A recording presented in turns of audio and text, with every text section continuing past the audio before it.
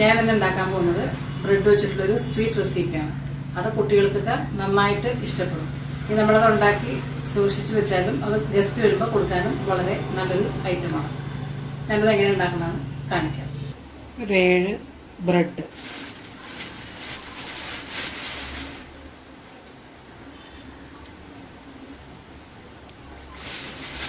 ഒരെണ്ണേ ബാക്കിയോട് ഞാനപ്പോൾ അതും കൂടി എടുത്തു. 8 ബ്രെഡുണ്ട്. അത് നമുക്ക് ചെറുതാക്കി കട്ട് ചെയ്യണം. ഒരുമിച്ച് കട്ട് ചെയ്യരുത്, സെപ്പറേറ്റ് കട്ട് ചെയ്യണം, ക്യൂബ് പോലെ.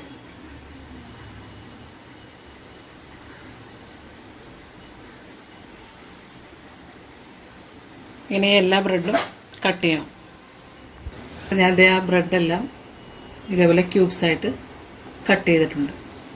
ഇനി ഇതൊരു ഫ്രൈങ് പാനിലേക്ക് ഇട്ടിട്ട് ഒന്ന് റോസ്റ്റ് ചെയ്തെടുക്കണം. ഞാനിത് നന്നായിട്ട് തുടച്ചിട്ട്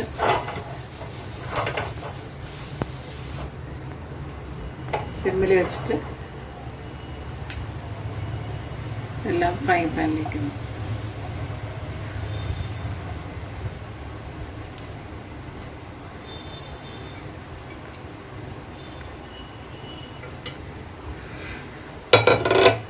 ഇതൊന്ന് നന്നായിട്ട് ഇളക്കിക്കൊണ്ടിരിക്കണം, ബ്രൗൺ ആവുന്നത് വരെ.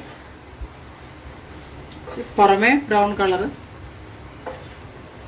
ഒരുപാടാവരുത്, ഉള്ളിലപ്പോൾ നല്ല സോഫ്റ്റ് ആയിരിക്കും.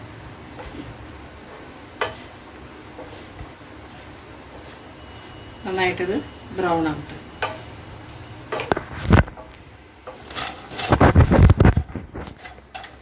ഇത് പുറത്ത് നല്ല ഹാർഡും ആയിട്ടുണ്ട്, ഒരു ബ്രൗൺ കളറും ആയിട്ടുണ്ട്. ഇനി ഇത് നമുക്ക് മാറ്റാം.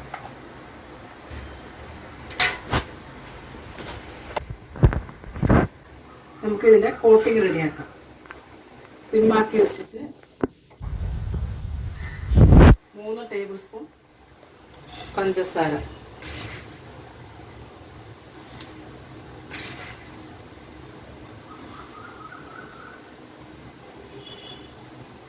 1 ടേബിൾ സ്പൂൺ വെള്ളം. അത് ഇളക്കുകയൊന്നും ചെയ്യണ്ട, അതങ്ങനെ തന്നെ മെൽട്ടായിക്കോട്ടെ.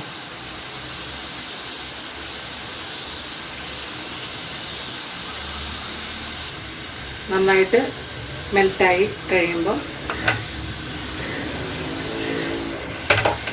ഇതിനകത്തേക്ക് 1 ടേബിൾ സ്പൂൺ ബട്ടർ,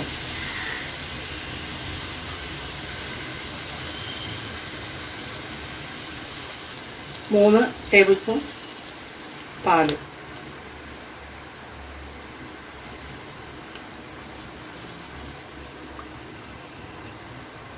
നന്നായിട്ടൊന്ന്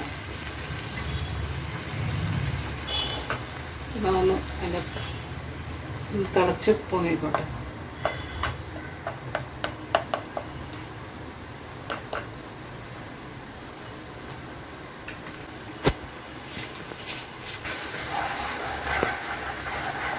അതൊന്ന് ഇളക്കിക്കൊണ്ടിരിക്കുക. ലൈറ്റ് ബ്രൗൺ ആവുന്നത് വരെ ഇളക്കിക്കൊണ്ടിരിക്കുക.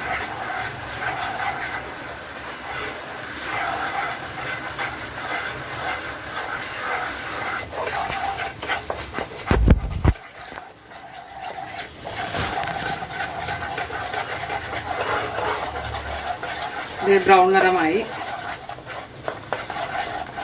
ഇതിനകത്തേക്ക് സിമ്മിലാക്കി വെച്ചിട്ട് നമ്മൾ നേരത്തെ വറുത്ത് വെച്ചിരിക്കുന്ന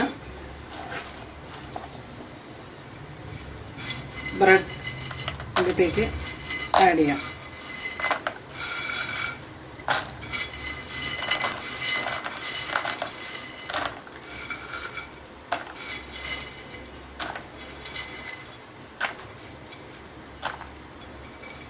അതിനകത്ത് കുറച്ച് പൊടികളൊക്കെ വേണ്ടിയിട്ടുണ്ട്, അതുകൊണ്ട് ഞാൻ പെരക്കിയിടുന്നു. ഇതൊന്ന് നന്നായിട്ട് ഇളക്കി കൊടുക്കും, എല്ലാത്തിലും ഇതൊന്ന് പിടിച്ചോട്ടെ.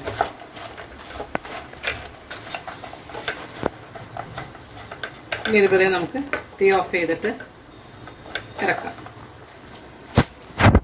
അങ്ങനെ ഇത് പോപ്കോൺ ശരിയായിട്ടുണ്ട്. ഇത് ബ്രെഡ് കൊണ്ട് ഉണ്ടാക്കിയൊരു സ്വീറ്റ് പോപ്കോണാണ്. കുട്ടികൾക്ക് വളരെ ഇഷ്ടപ്പെടുന്നൊരു ഐറ്റമാണിത്. അത് നിങ്ങളും വീട്ടിലിത് ട്രൈ ചെയ്ത് നോക്കുക. കൂട്ടത്തിൽ സബ്സ്ക്രൈബ് ചെയ്യാനും ലൈക്ക് ചെയ്യാനും മറക്കരുത്.